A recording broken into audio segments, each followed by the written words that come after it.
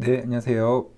자, 오늘은 지난 영상들에 이어서 농지연금으로 활용하기 좋은 농지를 가져왔습니다. 자, 오늘 농지는 지금 감정가 대비해서 17%까지 떨어진 농지입니다. 자, 보통은 이렇게까지 떨어지는 데는 뭔가 이유가 있겠죠. 그래서 그 이유를 잘 찾아야 우리가 문제 없이 연금을 받을 수가 있습니다. 그래서 이 문제만 만약에 해결을 하게 된다면 800만 원의 자기 자본으로 60세부터 평생 55만 원을 받을 수 있는 그런 연금, 그런 농지라고 보시면 될 것 같습니다. 그게 어떤 문제인지 같이 한번 보도록 하겠습니다. 자, 농지연금은 이미 증명이 되고 있습니다. 21년도 통계청에서 발행한 연금 통계 자료를 보게 되면은 우리나라 사람들이 가지고 있는 모든 연금 종류에 대해서 수급자 수와 연금 수급 금액을 통계로 나타낸 표입니다. 그래서 수급자 수를 보게 되면은 전체가 770만 명 정도가 받고 있는데 거의 대부분이 이 표를 보시면 아시겠지만 기초연금과 국민연금에 의존을 하고 있습니다. 그리고 이제 직영연금은 공무원연금이나 교직원연금이기 때문에 특수한 직종에 해당하는 사람들이기 때문에 제외를 한다면 그 다음으로 많은 게 개인연금이고 그 다음이 주택연금, 그 다음에 농지연금, 퇴직연금이 됩니다. 그런데 수급 금액을 보게 되면은 지금 좀 문제가 있는데 기초연금과 국민연금을 합한 수급 금액이 약 한 60만 원 정도가 됩니다. 그래서 자기 국민 1인당의 최저 생계비의 반에도 미치지 못하는 그런 정도 수준이기 때문에 기초연금과 국민연금만으로는 노후 준비가 절대로 될 수가 없다라는 얘기를 다시 한번 할 수가 있겠고, 다만 이 농지연금 같은 경우에는 이미 107만 원을 받고 있습니다. 그리고 농지연금과 비슷한 개념인 주택연금도 91만 원을 받고 있습니다. 근데 주택연금은 내가 살고 있는 주택을 담보로 받는 거기 때문에 어떻게 보면 연금 액수가 클 걸로 예상이 됩니다만은 지금 91만 원 정도를 받고 있다. 그에 반해서 농지연금 같은 경우에는 107만 원을 받고 있기 때문에 이미 더 높은 연금을 받고 있습니다. 구성비를 보게 되면은 농지연금의 장점이 하나 더 보입니다. 이미 그 200만 원 이상을 받고 있는 사람의 비율이 22.7%로 5명 중에서 한 명 이상은 이미 200만 원 이상을 받고 있다는 겁니다. 그렇기 때문에 이런 분들은 평생 동안 이제 연금을 받을 수가 있기 때문에 이런 분들의 노후는 거의 끝났다라고 보셔도 될 것 같습니다. 이 정도로 농지연금은 이미 증명이 되고 있고요. 농지연금의 장점에 대해서는 제가 10가지를 설명을 드리고 있지만 무엇보다도 자기 자본을 최소화하면서 굉장히 고액의 연금을 받을 수 있는 그런 제도라고 볼 수가 있습니다. 이거는 우리가 토지 경매를 이용해서 감정가 대비해서 거의 굉장히 낮은 반값 이하로 농지를 낙찰을 받을 수가 있기 때문에 그렇습니다. 농지연금이 만약에 정상적인 그 가격으로 만약에 매입을 한다면 농지연금의 장점은 저는 없다고 생각을 합니다. 그래서 아무 문제가 없어도 제가 계속해서 영상을 보여드리는 것처럼 30% 또는 20%대에서 까지 유찰이 된 경우가 있기 때문에 그런 농지를 매입을 해서 정상적인 감정가의 90% 정도로 연금을 받을 수가 있기 때문에 작은 자본으로도 연금 액수를 늘릴 수가 있다는 겁니다. 그래서 저와 저희 회원님들은 30%대에서 만약에 계속해서 낙찰을 받고 있는데 그렇게 되면은 6년이나 7년 안에 자기 자본을 회수합니다. 그래서 60세의 기준으로 말씀드린 거고 만약에 67세부터 받게 되는 연금은 자기 자본 없이 무자본으로도 연금을 계속해서 받게 되는 겁니다. 그래서 꼭 준비를 하셔야 된다고 말씀을 드리고 제가 이런 연금의 전체적인 내용, 그 다음에 내가 무엇을 준비를 해야 되는지, 농업인이 어떻게 될 수가 있는지, 그 다음에 토지 경매에서 농지를 싼 토지를 어떻게 찾아내고, 어떻게 분석하고, 그 다음에 임장에서는 뭘 봐야 되고 해야 되는지 이런 부분들 궁금할 게 되게 많은데 그런 부분들에 대해서 매월 농지연금 원데이 특강을 진행하고 있습니다. 그래서 한번 들어보시면 큰 흐름을 확인하실 수 있을 것 같고 제가 토지 분석을 하는 방법을 그대로 알려드리기 때문에 도움이 되실 수 있다고 생각을 합니다. 그래서 관심 있으신 분들은 설명란이나 댓글란에 신청 폼 작성하기를 하면은 제가 개인적으로 연락을 드리도록 하겠습니다. 그 강원도 홍천에 있는 농지입니다. 그리고 지금 감정가가 2억인데 최저가가 17%인 3,300만 원으로 나와 있습니다. 그래서 600만 원 정도가 있으면 2억의 농지를 내가 소유는 할 수가 있습니다. 그렇지만 이 문제를 잘 확인을 해야 되겠죠. 그리고 무엇보다도 공시지가가 1억 2,700입니다. 그래서 공시지가보다도 굉장히 낮기 때문에 약 한 1억 정도가 낮기 때문에 가격적으로는 너무나 좋은 그런 장점이 있는 농지라고 보시면 될 것 같습니다. 어떻게 이렇게 나왔는지는 바로 이 부분 때문에 그렇습니다. 이 토지 면적을 보게 되면은 전체가 4,159제곱미터인데 지분으로 나왔죠. 그래서 지분 농지이기 때문에 이 농지는 지금 17%까지 떨어졌다, 이렇게 보시면 될 것 같습니다. 그렇지만 이 문제만 풀 수 있으면 사실은 너무나 좋은 가격이죠. 그리고 그 문제를 어떻게 풀 수 있는지 같이 이야기를 나눠보도록 하겠습니다. 6월 30일에 농지 입찰이 있기 때문에 관심이 있으신 분들은 수도권에서도 가능할 걸로 생각이 들고요. 관심 있으신 분들은 한번 공부를 해보시고 궁금한 점은 저에게 한번 연락을 주시면 같이 한번 고민을 해보도록 하겠습니다. 자, 이 농지에 실제로 그 경매 사이트 들어가서 한번 보도록 하겠습니다. 자, 2024 타경 2124 2번 농지이고 아까 말씀드린 대로 2억인데 지금 17%까지 떨어진 그런 농지이죠.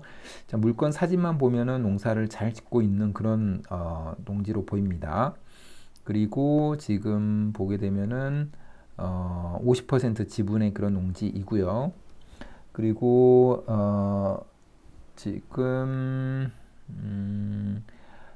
그 현황, 위치, 주변 환경 이 부분을 좀 보게 되면은 주위는 단독주택, 농경지 등이 소재하는 지역으로 제방 주위 환경은 보통 시스템 이렇게 되어 있습니다. 그리고 본권까지 차량 출입이 가능하고 간선도로와 거리 등에 비추어 대중교통 상황은 보통 시스템이라고 되어 있습니다. 그래서 우리가 이 부분에서는 작년에 농사를 잘 짓고 있었는지 현황상, 그리고 두 번째는 진입로는 문제가 없었는지 이 부분을 좀 확인할 필요가 있는데 진입로 부분은 어느 정도 괜찮아 보입니다.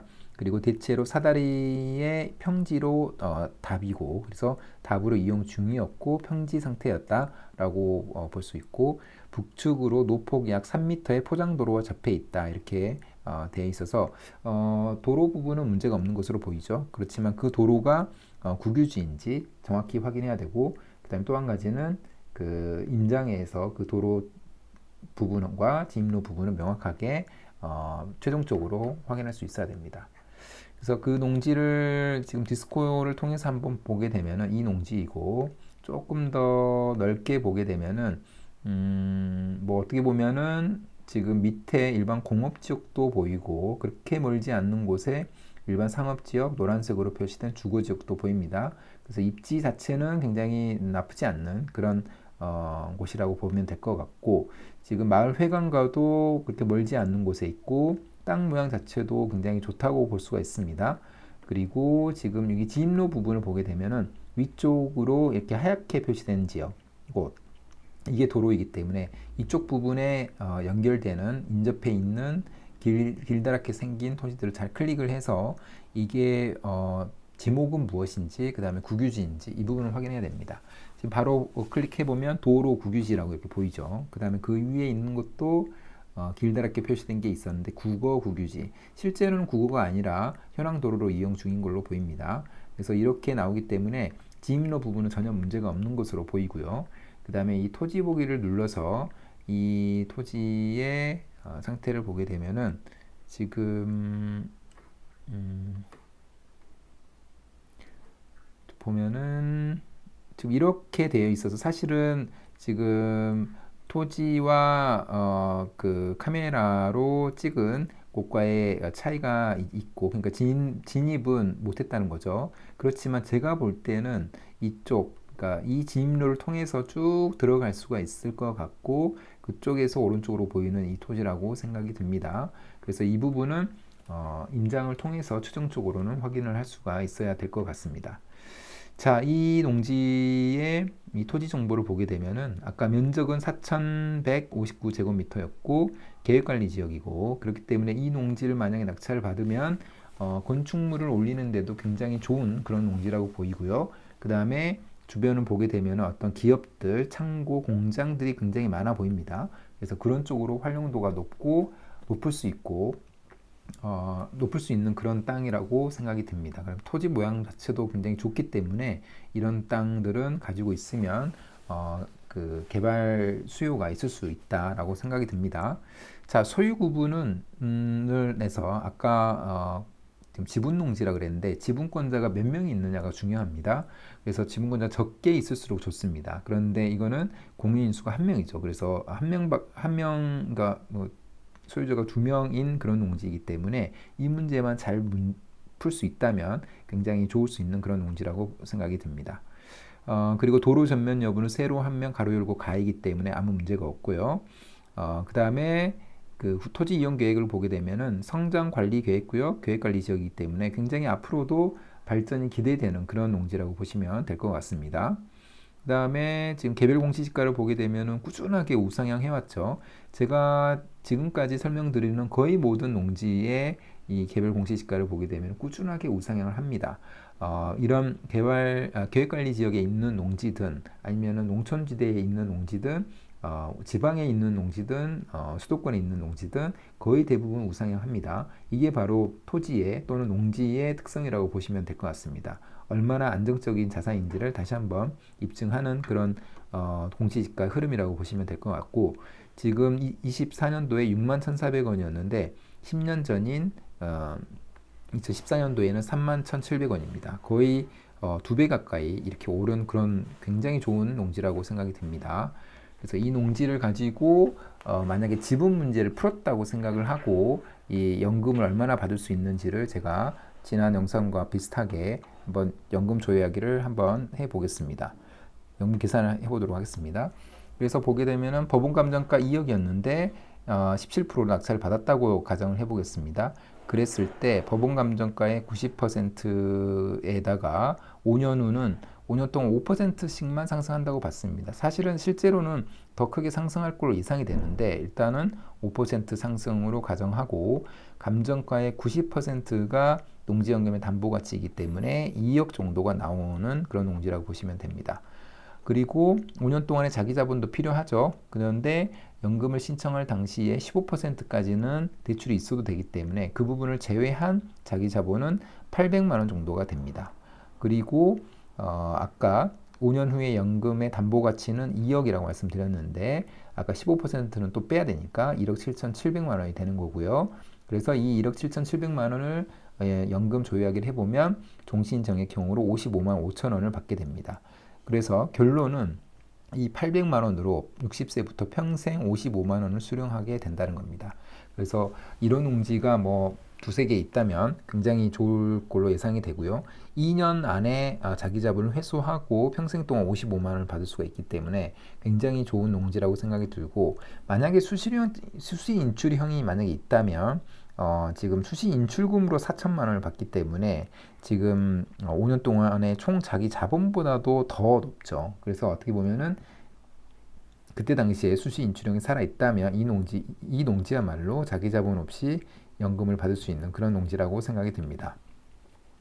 자, 그런데 이 농지를 어떻게 그 지분 문제를 해결할 수 있느냐가 관건인데 두 가지입니다. 우선은 기존의 지분권자 상대편과 연락을 해서 이 농지를 분할하고 싶다라는 이야기를 할 수 있어야 되고, 그게 분할이 안 되면 공유물 분할을 위한 그 형식적 경매를 붙이면 됩니다. 두 가지 모두 다 장점이 있다라고 생각되는 게, 분할을 했을 때 분할하기 쉽냐 어렵냐를 봤을 때 이렇게 생긴 모양의 농지이기 때문에 그냥 도로도 같이 접해 있기 때문에 그냥 반으로 나누면 문제없이, 그러니까 상대편도 그렇게 크게 그 문제 제기를 안 할 수 있다고 생각이 됩니다. 그렇기 때문에 이런 식으로 분할을 하는 것도 좋은 방법이 될 수 있을 것 같고요.